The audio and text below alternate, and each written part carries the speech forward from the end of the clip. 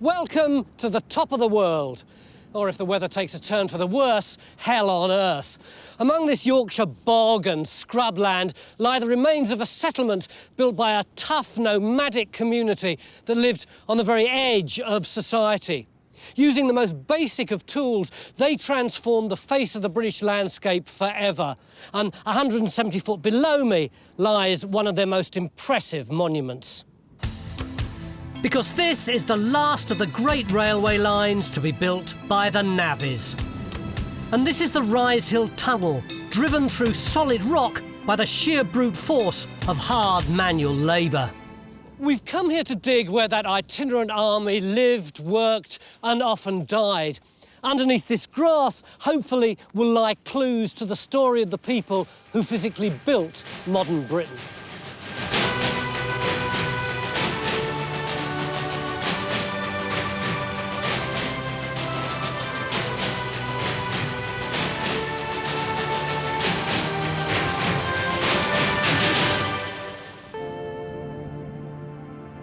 The Settle to Carlisle Railway's route takes it through the Yorkshire Dales, revealing sweeping vistas and breathtaking scenery.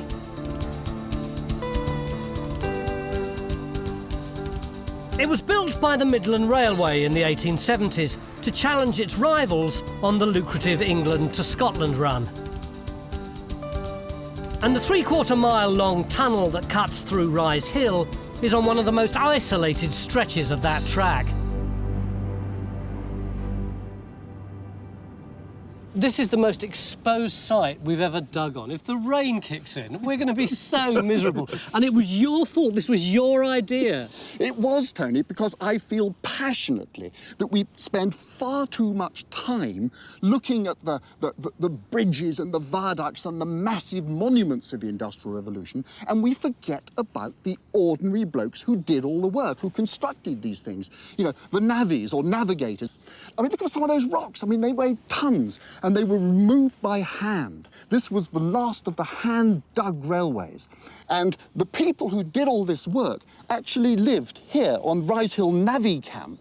And they were here for 5 years, and then, psh, they just vanished. This was built in the 1870s. It's the Victorians. It's very, very easy to say, oh, it was only made yesterday. But it is still wonderful archaeology. We don't know how many buildings were up here. We don't know how they survived. And more importantly, when they went away, we don't know how much they left and how much of that site actually survives. We have got to approach it as if it was a prehistoric site. And for a start, you know what that means? That means we don't treat it as something unimportant and just 130 years old. We treat it with immense respect. It's only like prehistory in that we know almost nothing about it, come on. But if we look at what we've got in terms of real history, documentary history, we have got masses. We've got school records, we've got health records, and most valuable of all, we've got the 1871 census. And that tells us who was living here, their ages, and even their occupations. So we've got a chance to actually put people in the houses we find. You're all quite excited about this one, aren't you? Too right. Well, Helen may have lots of records to play with, but for a settlement built during the height of the Victorian period, there are surprisingly no maps, plans or photographs showing what it looked like. You'd expect the navvies to be working close to this air shaft. The grass is different. When you actually walk along it, you can see there are slight terraces and humps and bumps that might be building-looking structures. So I'd concentrate your energies in that area between that track there and that dry stone wall to start with. All we know from contemporary records is that the Rise Hill camp was split into 2 settlements huddled around these air shafts that provide ventilation for the tunnel below. I think you've got a wall coming along here, Yeah. turning. You've got a fireplace, Right. probably at this In point, there. and a big building going that way. So at least if we pin a But the corner- geophys results are complicated, to say the least. Well, we're in this area here. This is where I think we've got one of the main structures. The point of it is we just simply don't know what this site's going to look like once we start taking the turf off. Well, get on with it then. I will do. OK, then, let's get some string put in and some pegs put in, please. So, Trench 1 goes in over a geophys response that we think may contain the remains of a navvy hut. I say think because no one's ever really dug a navvy camp before. We want to get a big enough area we can really see what's going on. This is uncharted archaeological territory.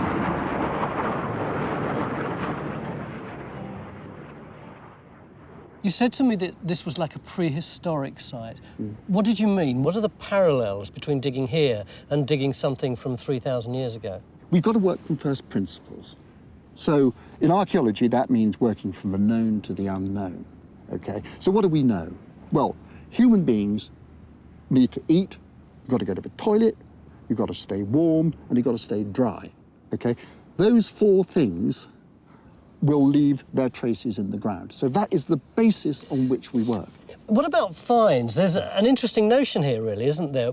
What is it that people 130 years ago would have left, which will tell us about their lives today? What makes this site really remarkable, Tony, is that it's an archaeologist's dream. It was occupied for a very short time and then abandoned. So you can say that everything we find here was used for 5 years in the 1870s. And that will tell people an immense amount about the life of ordinary working men, what they would have used for those 5 years they were here. Phil, our first evidence of domestic activity. Piece of clay pipe. And our first piece of pipe. That's a big old piece. Bill? Yeah, what's that, Phil? You're a little bit familiar with the material round here. Oh, well, that's a bit of late Victorian creamware. Perfect date for the Navvy settlement. Probably for storing something like potted meat or lard.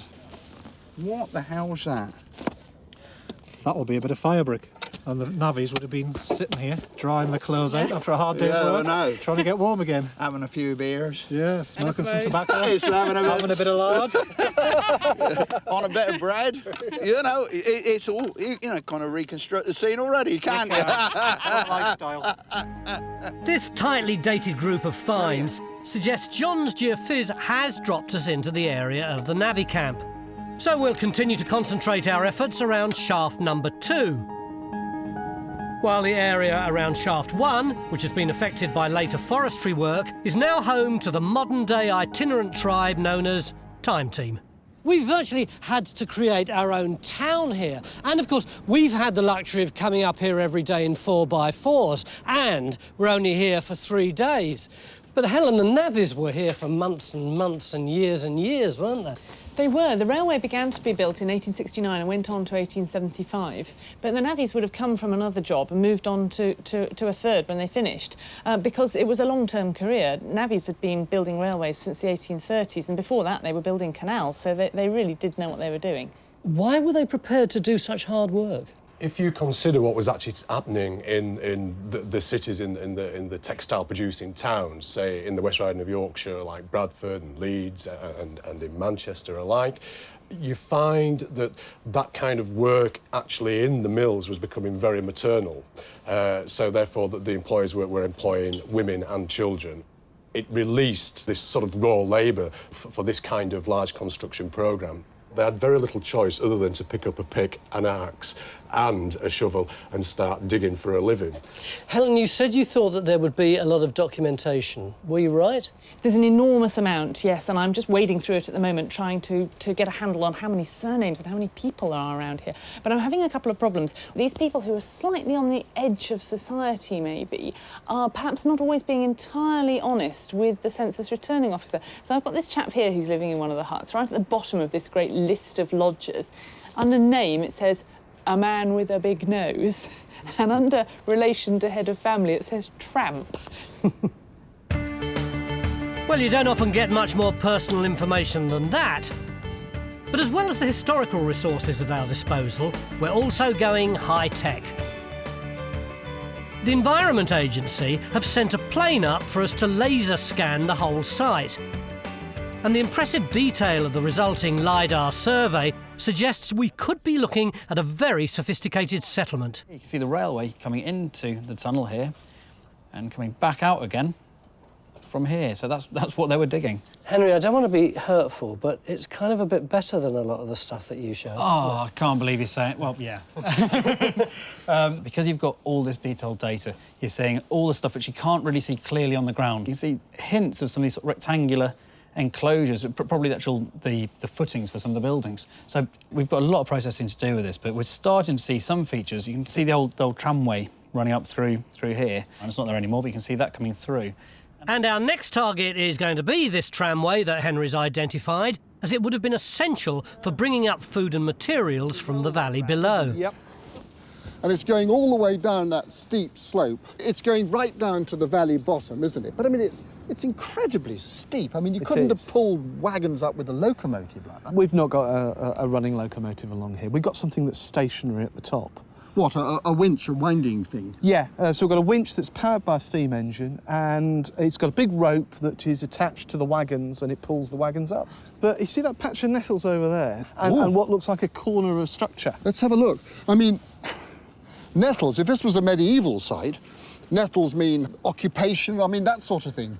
I mean, that's pretty good. So what do you reckon that does mean? I think this is where our winding house is, with the steam engine. So Trench 2 goes in over what we think is the winding house and rail track of a supply line to the camp. And over at Trench 1, it now looks like we've hit a substantial building. Well, the old turf's come off lovely, isn't it? It's come off very, very well, Tony. In fact, I mean, now that we've got down onto it, we're realising this is stunningly good archaeology. And what we've got is we've got our hearth here and another one coming from and around there. They're literally back to back. We know that there weren't just single men living up here. Many navvy huts were rented out to families who looked after a host of lodgers. And these back-to-back fireplaces suggest we've landed in the heart of this setup. That's where you have the living quarters for the navvies, the living room and the dormitory. Here on this side, you have the private quarters for the hutkeeper, the sitting room and his bedroom. How many of these have been excavated in the past? This is the first one to be excavated. Ever? Ever, yeah. Not in the entire country? None at all. So it looks like we've got some sort of accommodation block. Here's this one in the Lancaster Guardian. There are a blacksmith shop, 8 huts, miners' cabins, storeroom... And that means Helen and David can begin to try and match what's coming up in the ground with the historical evidence. A mortar mill and 5 huts, right. So if we've got about 10 people per hut, 80 and 50, so that's 130 people.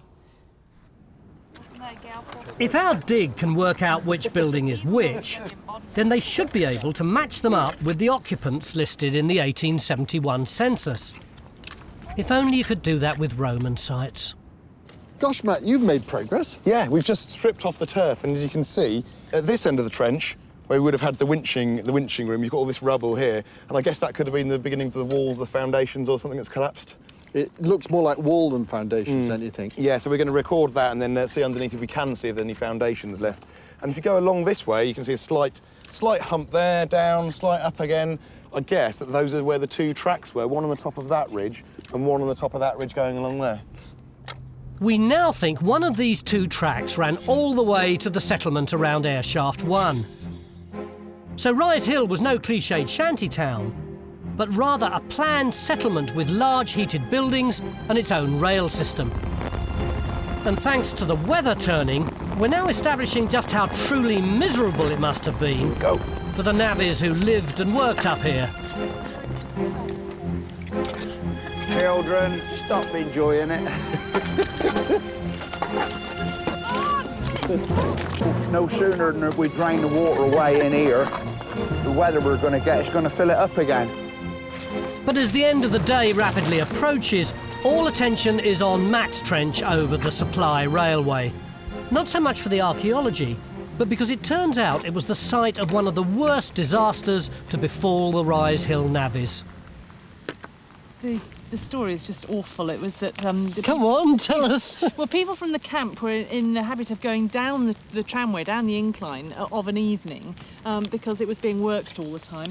And on this evening, there were 11 people getting into 3 trucks, and off they go down the incline. And the pin that holds the truck to the wire rope breaks, and so the trucks break free. And there's a man in the truck who tries to put a stick or something into the wheels to slow it down. And they managed to get 9 people out of the wagons, but the last 2 are still in there, two women. And the truck gets derailed, they're flung out, and they're killed pretty much straight away. And then, unbelievably, somebody was coming up on foot, drunk, and he decided to lie down for a bit of a sleep and put his head on the rails, and the next thing was he was decapitated by the runaway truck.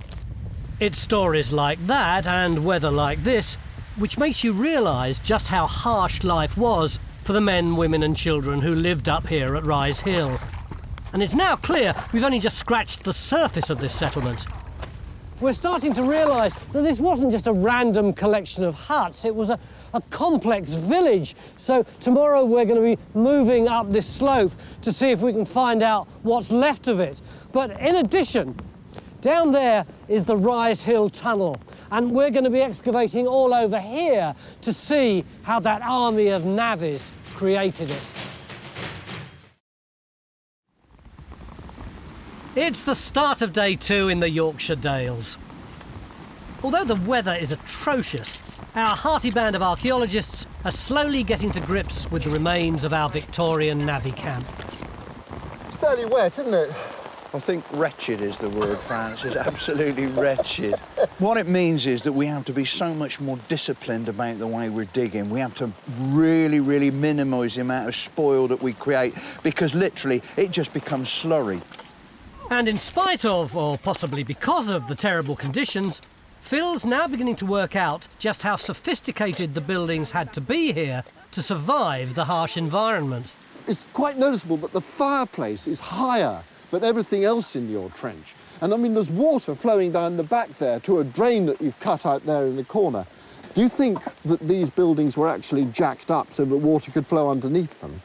I imagine they must have been. I mean, we do know that obviously the floor was level, that's supported on wooden piers. So, yeah, I mean, I'm quite sure. You would not want to be living with a floor this close to this sort of muck. And it's just the same for them as it is for us. Yeah, exactly. We're digging in the shadow of these massive spoil tips, basically thousands of tons of stone that were removed when the Rise Hill Tunnel was dug. But what I can't understand is why it's all up here. And possibly even more importantly, why would anyone choose to base their workforce so far from the tunnel entrance? Did they drill the tunnel from here or from the other side, or would they start at both sides and work towards the middle? If you start working a face at this end and at the other end, you can only actually have two faces working, can't you? But if you drill vertical shafts down along the line, when you get to the bottom, you can set one face going that way and another face going that way, and then number 2 shaft, one going that way and going that way. And when they all meet up, you've got your tunnel. You've actually got 6 tunnels all working at once. It's much more efficient. So is that why the Navvy settlements were up the top of the hill, rather than where I would logically think they would be, which is down here at the entrance to the tunnel? Exactly. You've actually got more of your workforce, because you've actually got 4 faces coming down vertically down these tunnels and shafts than you've got at either end. It's classic Victorian economics. It's quicker and more efficient to do it that way. The air shafts, not surprisingly, allowed air to get into the fetid environment of the tunnel. But they were also used to get people into and stone out of the excavation. And Stuart believes that a series of lumps and bumps around air shaft 2 show that this heavy lifting was done by machine. If you look at this sketch I've done of it, where we're standing here on the spoil heap, there's the shaft over there. And what we've got running along that area where the rocks are onto the other side of the wall, we've got a long rectangular building, which we think might be our boiler house. Ah, for what? To supply steam for a steam engine. Well, this is a bit of a shock. Here we are celebrating the last Navvy-dug railway in Britain, and Mike and Francis are putting in trenches to investigate a boiler house and steam engine.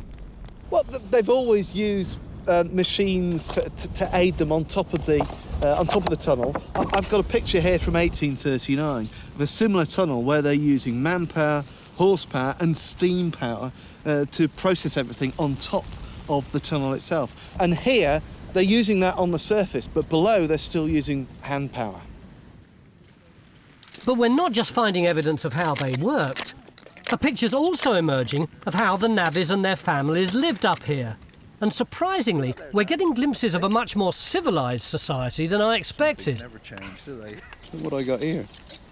Cool. Does that actually say tea? It does. It's a bit of somebody's teacup, and it actually says tea on there. A bit more elegant than my cup. Although, having said that, there are plenty of examples of the hard-working, hard-drinking navvy stereotype my mother warned me about. We've got two here called William Williams and John Atkins, better known as Policeman Jack. William Williams challenged Policeman Jack to a fight, but Policeman Jack has managed to knock down William Williams and he's died. Policeman Jack, that nickname would come from Punch and Judy, as in Policeman Jack in Punch and Judy. If you can recall any of the scenes from Punch and Judy, he's generally beating people with a truncheon or beating them up in one way or another. Oh, so he's got previous, hasn't he? Well, yeah, he's got some sort of colourful past. Yeah, and actually here we've got a name for William Williams as well. Yeah. Be scandalous. I love the so names. goodness knows what William Williams had done previously. Golly, what a lawless place it seems to have been, doesn't it? Well, it is a little bit wild, isn't it? Yeah. I've been looking at some of the photos that we've dug up of 19th century navvies. They certainly seem to have been a pretty robust, rather scary-looking lot. This is my favourite. This is Mrs. Rachel Hamilton, who apparently was a navvy forewoman, which really rather surprised me because I didn't know they had female navvies, but she was certainly very well qualified for the job. She was 17 stone in weight and 6'4" tall, and perhaps, unsurprisingly, she was known as Big Rachel. And we wanted to find out how our present-day diggers would cope under the regime of a 19th century navvy. So, ladies and gentlemen, you've already met Big Rachel. Now meet Medium Matt. What are we going to do with him? You've got to admit, he does look rather like a boy from the 1960s in Carnaby Street. Oh, he's not going to by the time we finish with him, because we're going to make him live the life of a navvy. Now, some of the things I've read say that a navvy is expected to move 20 tonnes of muck a day, but we have no idea how realistic this is, so this is what we're going to make Matt do. We've got a wheelbarrow made by Kerry, and we've given him this lovely outfit, so it's authentic up to there. You're looking a bit clean, aren't you, Matt? Well, yeah, I think a lot of that, though, is going to end up on me, I think. We're going to have to build you up, though. You are going to eat what a navvy ate every day. He's really going to do this tomorrow, right? Breakfast. 6 slices of bacon, 2 pints of beer, a can of condensed milk, tea, loaf of bread, early 11s, pint of beer, late 11s, pint of beer and bread and butter. Lunch, a steak, loaf of bread, 2 pints of beer and tea. Late lunch, pint of beer. A snack, bread and butter. Guess what? Pint of beer. Dinner, another steak, boiled potatoes, loaf of bread, 2 pints of beer and tea. Oh, nice cup of tea at the end of it. You can handle that, I can't can take you? it, yeah. I'm Big sure. navvy. I'll sweat I'd it all like to out. see it. I'm not totally sure he'll survive the diet. I've got your beer, all right? That's your first one. Cheers. Let alone shifting 20 tonnes of rock. I've got feta and walnut Oh, salad. lovely. So remember, don't try this at home. Always go for the healthy option. And I'll probably have a glass of fruit juice. Now, I gather, Henry, you've got the LIDAR results. Yeah. Back out on site, the archaeologists are now looking for the end wall of Phil's house. Now, just in this area, there's a break in the bank, which could mean the end of the building here. Well, that's right. I mean, we know it's got to be somewhere in here, because we know that that blob there is a fireplace. Thanks to the LIDAR and Phil's sixth sense, the diggers think they found another fireplace on this terrace, suggesting there are in fact 2 houses on it. They now need to see if they're right by finding the gap between the 2 buildings. OK, well, let's put in a 3-metre square here that'll give us the path, and it'll also give us what's happening underneath your dormitory.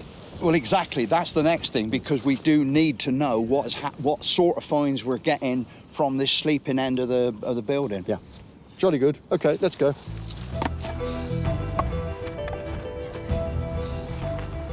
As well as confirming we've got 2 huts here, the archaeologists hope that the space between them will be full of rubbish that's been chucked out of the buildings. You name it, we've got it. We've got everything but the kitchen sink. But some of these pieces actually join together. I think it's a bit of an odd shape. Oh, yeah, look, it goes with that earlier bit. Yep. As Francis has told me more than once, it's exactly how he'd approach a prehistoric or any archaeological site. So we got a glass. Well, they knew how to enjoy themselves, the old boys, didn't they? Because at the heart of archaeology is rubbish, and rubbish is information. And now that the weather's improved, we're getting a lot of both over at the industrial side of the site. Anything good come out? Oh, we've got some nice little goodies to show you. As we know, people were smoking clay pipes. They smoked a lot of them. But these are different. They're coloured and decorated. Will we be able to photograph those and send them off to somebody to identify them? That's the idea, and they're very identifiable. I've just noticed. Is this what I think it is? It is indeed, Tony. It is a shoe. But more than that, we think it's an overslipper, like a hobnailed overslipper. You can see the little hobnails in the bottom there. Yeah, it's made of metal, isn't it? Mm. It's not very big. You could wear that. I could wear this indeed, but remember there are other people here with the Navvies, their children, their wives, so it could be a child's shoe. So this could be someone clearing out the pump room? Yeah, with all the nasty jobs, cleaning out all the sort of furnaces and all that kind of thing. And look at that, worn away. Indeed, the heel is worn away at such an angle, which suggests that they may have walked with quite a funny kind of gait. She'd have been in a right old state, wouldn't she? She wouldn't have been very well at all, no. Is that it? 2 rocks? I'm getting tired, sir. For new navvy Matt, life's getting more Victorian by the moment. We're keeping a tally of how many barrows he Can't shifts. feel my legs anymore, sir. Because for a navvy, earning a living relied totally on how hard you could work. Truly a case of where there's muck, there's brass. It didn't matter what they were moving, whether it was mud, soil or stones, they had one word for it, and that word was muck. Another interesting word which does come from the period of the Navvies is the word tramp.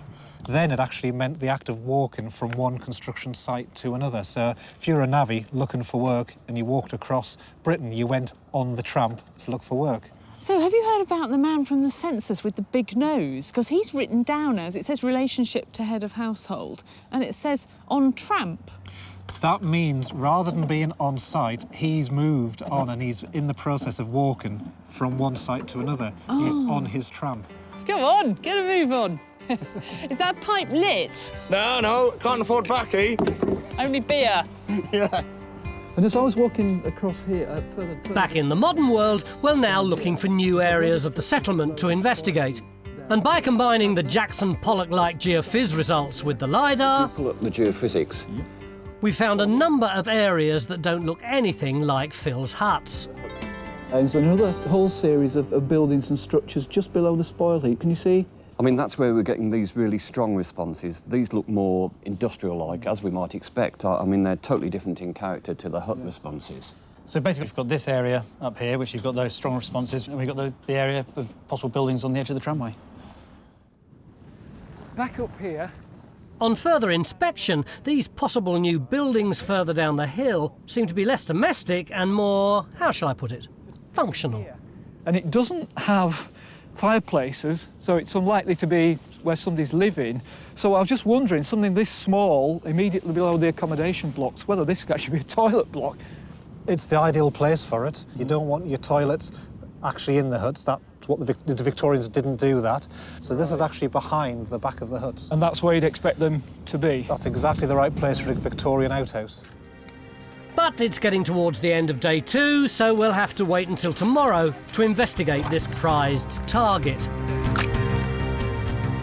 That should also give us enough time to choose a willing volunteer to dig it. When you told me you were going to find pumps and engines and whatnot, I imagined that we'd be excavating great metal struts and sumps and rusty pulleys. There is nothing here. You're standing in a building, Tone. Over on the other side of the air shaft, the industrial story has reached a surprisingly swift conclusion. We've got a major wall there. Yeah. Runs about that stone over there, yeah. Back down here, and then we've got the back end here. Just hit this hump here, yeah. Yeah. And what was in it? This is the boiler house. How do you know that?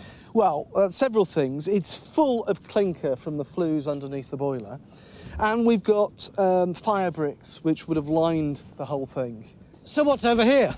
Well, we were looking for the engine house, Tony. But it's not here? It's a little bit more complicated than that. You're standing on a big bank that runs over here, and we've got a wall in front of it. That's this revetment here, yeah? Yeah, and there's one at the back, yeah. And we've got a clay middle to it. So what's that for? Well, it looks as though it's the dam for a big reservoir behind here. All of which begs the question, where is the engine? Well, it's actually really only one place it can be, which is over there between us and the spoil heap. And the water in here would have supplied the boiler over there. The boiler would have made the steam makes power, the steam engine. Slowly but surely, the parts of our Navvy camp jigsaw are falling into place. But we still have any number of platforms, lumps and bumps in the ground, and weird geophys results to investigate in the last day. But what's intriguing me most is our living history experiment. How many steaks have you had so far? 4. And how many pints? 4 as well. Do you think you'll survive for 24 hours? At the moment, yeah, I reckon if the steak and ale kind of quota carries on in the same rate it is. I don't.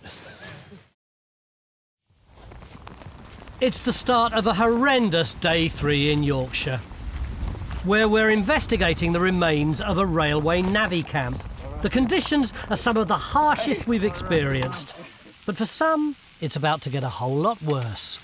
I'm just cooking a nice bit of navvy's breakfast for our trainee navvy, Matt. Matt, how much beer did we make you drink yesterday on your navvy's diet? Well, I think by the end of the working day, it was about 5 pints. How did you feel? Did you have a hangover this morning? Well, it wasn't really too bad, because the intake of beer was so slow and steady all day, and there was so much food involved that I kind of felt all right this morning. And you got a special treat this morning, haven't you? You've got the condensed milk in the cup of tea. Lovely. Actually, you're going to need all of this. You've got another 18 tonnes of stone to shift by lunchtime, and it hasn't stopped raining since about 6 o'clock last night. Can you hold this for me? So, good luck, mate. Enjoy your breakfast. But Matt's not the only one with a mucky day ahead of them, because up on the hill, Raksha is now investigating the potential site of the Navvy's toilet block. One thing I imagine from a WC point of view, at least it will be a very small trench, won't it? What's so bizarre about it is that you actually volunteered to do it, didn't you? I did! Why? I know I must look utterly bonkers at this moment in time, but this is the most exciting part of the site. Why exciting? Explain yourself. OK, all right, people are going to go to the loop, but also they chuck all their rubbish in there. Just think of all of the goodies and the personal items that we're going to find. You really don't mind being up to your knees in latrine soup? No. I like a bit of... Can I say that? Literally 15 seconds after the end of that conversation, Raksha gives me a shout. What is it, Raksha? Well, it's quite thick, but I think it's the bottom of a wine glass. It could also be a candelabra. It's kind of really nicely decorated at the bottom. We'll have to get somebody in Fines to have a look at that. And I doubted the point of what you were doing. You're so cynical. But I'm not any longer. I love the idea of this guy sitting on the loo drinking Nuit Saint-Georges, or else holding up his candelabra in the middle of the night and then breaking it. Disaster. I know. Confirming this is the remotest toilet block in Britain is just one of the tasks we've set ourselves. Oh, God, I'm stuck. We've already established a steam engine and a railway line over at the air shaft, and we now want to see what sort of industrial activity has caused these geophys results. Francis. Is that the wall you got there? Yeah, Francis, end of the trench. Well, I mean, it's not very substantial. I was expecting, you know, it wouldn't take machinery, would it? No, it's a low stone wall with some kind of timber wall above it. And that pinky stuff looks like very intensive burning to me. Yeah, I think we're into a workshop or blacksmith building in this area. OK. Yeah, well, don't make it too huge. Bear in mind, you know, we haven't got much left of the day and it's still raining. Over in the domestic area of the settlement, Phil's now confident that there were 2 huts on this platform with just a narrow gap between them. Huts down the side. What, down here somewhere? Yeah. But working out the internal layout, how the different rooms fitted around this central chimney, is proving surprisingly complicated and time-consuming. This area is crucial. I want to make a good job of this. I mean, I'm very much aware this is the first building of its type that's ever been dug, and I don't want to sell it short. But what I'd like to do is get some of this rubble around the hearth and see if there's anything underneath it. But the other thing I want to do is actually get into some of the foundations, because we really don't know what sort of foundations they built this thing on. So I think those are the crucial answers. While Phil continues to investigate the archaeology of his hut, Helen's been trying to work out who once lived in it by going through the 1871 census. We've now enlisted the help of the local History Society from Sedbergh, who've been researching these records for years, and they've got a few suggestions of their own. Of the people connected with the railway, about 60% were men, 15% were women, and extraordinarily, 25% of them were children. We have one hut here, James and Joanna Baxtondale. They're there with their children, John, age 6, George, 3, and Joshua, just 8 months. Actually, weirdly, those are the same ages as my children. I know how hard it would be. Golly. Yesterday evening, Naomi emailed her fiancé, who is just as sad as the rest of us and actually has thousands of pictures of clay pipes at home. God, your evenings must be dynamite. Oh, yes. He came back with some information. He did, so we have a little bit of the mystery solved. Remember, we had this yesterday with the nice red rose. Apparently, it's known as a cabbage rose, and this dates to the late 1800s, so that's quite nice. Yeah. Now, this one you had problems with because you'd only got a tiny sliver of it. Yeah, which is a shame, but we did manage to deduce that it could be part of an Irish harp. You say could be, but actually looking at it, that little curve in there like that, that's got to be a harp, and you can even see the strings down there. Yeah. So, well, the interesting thing about this is that they were made in Manchester, typically by Irishmen. For homesick Irishmen stuck in the Yorkshire Dales. Yeah. But this one's the real beauty, isn't it? This is saving the best till last, the creme de la creme of pipes. Now, I didn't realise what this was originally. In fact, to be honest, I thought it was just a bit of mud with another bit of mud on the back. But looking at it now, it's cleaned up. It's a beetle, isn't it? And it's got this beautiful iridescence on the back of the beetles. Any idea what kind? We thought they might have been a tobacco beetle. That's the closest we could get to it. But the best thing about this is the top. We thought this was tobacco staining in the pipe. This sort of black stuff? Yeah. But actually, these kind of pipes had a little metal lid on the top, so that's actually metallic corrosion. So the bloke who lost this was probably pretty gutted, wasn't he? I think I would have been, yeah. Matt, what about your pipe? Is that lit? I think it's more full of rainwater now. His spirit is indomitable, isn't it? He's not doing too bad at all. Our own pipe-chewing navvy is coming to the end of his 24 hours hard labour, and he seems surprisingly chipper for someone who's been shifting rocks for hours on end. But that could have something to do with the diet. The beer, I think, was an essential way of helping to numb the pain. Matt, is your pain being numbed? It is much number than it was. But little does he know that his reward may be less than he thinks. Because although the railway company relied on men and women like Matt to build their tracks, cuttings and tunnels, they also saw the navvy as a source of profit. Navvies got all of their food from shops that were actually supplied by the contractors themselves. It was called the truck system, and the navvies usually were paid partly in tokens as well as money, and they had to spend those tokens at the contractor's shop. So this was a system that was really open to exploitation.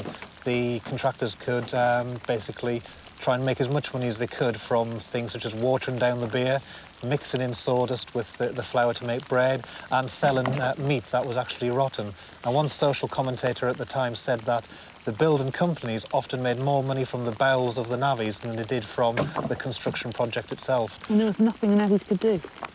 They weren't really. They were stuck here on top of places like this, you know, Rise Hill, with just that shop to buy from. Hi, Mike, this trench is nearly finished, isn't it? Well, I think we've got something rather exciting, actually. Back up at our new trenches beside the railway line, we've finally worked out what caused John's complex geophys results. These heat-affected stones are sitting in a mortared level. You know, that's this orangey stuff down here. So that's about, what, that thick, isn't it? Yeah, it's a couple of inches thick. And that's sitting on a clay layer. Yeah. That's sitting on the peat. Whew, 3 layers? Yep, 3 layers. So in other words, it's really quite a heavily engineered building. I think we're looking at something like smithing, forging going on in this area. What sort of objects? This is for repairing stuff on site, you know, stuff to do with the beam engine and to do with the carriages as well. So that would explain why it's just next door to the tramway, wouldn't it? Exactly. OK. Well, look... So we think the geophys results here show a collection of workshops. And with this industrial area now established around shaft number 2, we can put all our efforts into the domestic side of the camp. You got it? I'll give you the medal then. But as the rest of the team redouble their efforts, one digger can hang up their cloth cap. Ding, ding, ding, ding, ding. It's lunchtime, Matt. Your trials and tribulations are over. Well done. You stay so cheerful. Well, yeah, there's a reason for that. How are you feeling? Not bad, actually, not bad. I think 24 hours is OK. Doing it for 5 years, though, I think might be a different kettle of fish. Have we any idea how much Rocky shifted?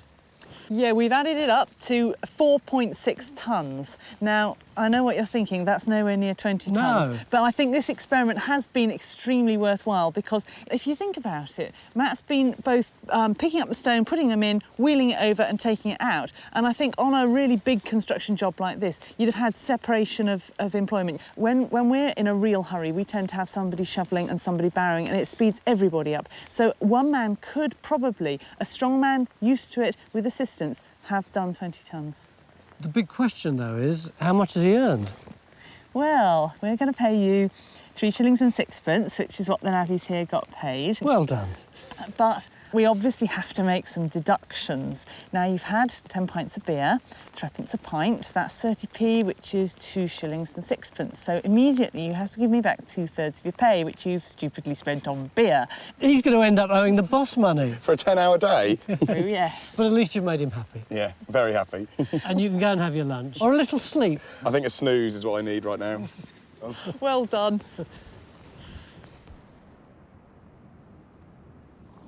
Hi, Raksha, did we put the trench in the right place? We did. If you have a look at this, can you see this bit of wood running all the way down here? That's actually a woodline drain for the latrine. So somebody would have sat up there and then all of the waste would have run down this hill, pretty much like how, you know, we've dug our drainage ditch and the water's running through. Right. Well, tell me about the building, Stuart. There'd be a series of wooden stalls along here, like long planks with literally holes in that you sit on. And dare I say it, this is sort of literally at the business end of the latrines. It's far enough away and downslope so the smells don't go up there. It hasn't been so brilliant to actually trowel this trench and see the colour change, but you need to have a good sniff at that. It's 130 years old. It's not a good vintage, is it? No. So we've now established the toilet block is at the limits of our settlement. But this little trench has another story to tell. One that epitomises just how harsh life could be for the people stationed on this remote hillside. Here, there's a story about a shocking suicide. One of the men who lodged in one of the huts was named Robert Nicholson, a filler of wagons in the tunnel.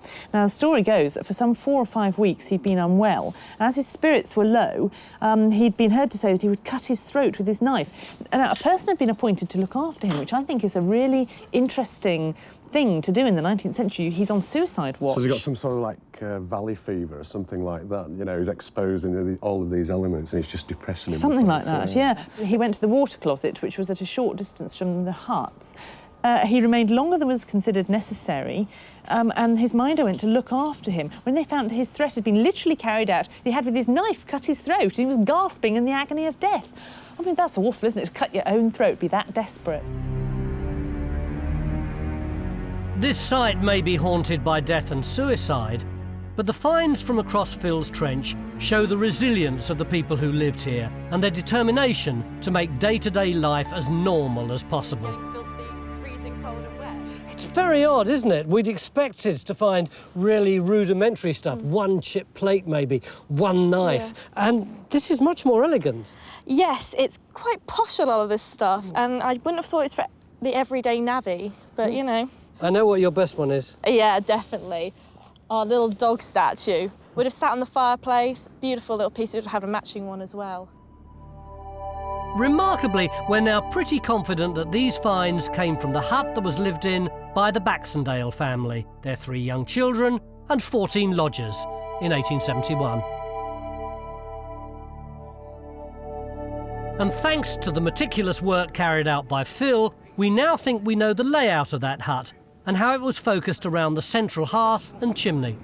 Now, when they build that hearth, we can say that they're bringing in stone from somewhere else, because one of the stones that we found there has got a drill hole. So that is coming from another part of the contract further on down the line. And we can actually see how big that hearth was. Yeah, it's big, isn't it? We've got a massive material around this fireplace. Where Faye is, there are no finds in the area of the building, suggesting that that is definitely the sleeping quarters. Helen, you're lurking in the background. How does what Phil's saying tie in with the kind of research that you've been doing? Well, it's very similar, but I think I put the stress on the domestic. It was quite home-like here because each one of these huts was rented out to a married couple, and 2 of the couples had small children. So they're the householders. They're probably living in this end with 1 fireplace.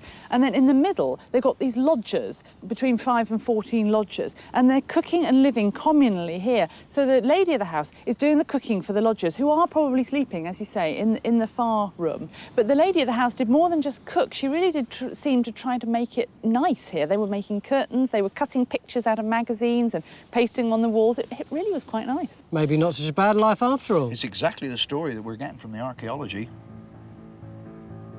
This house stood here for just 5 years in the 1870s, part of a small settlement we've rediscovered over the last 3 days. And it's amazing to think that this community, people like this, doing an awful lot of this, built this.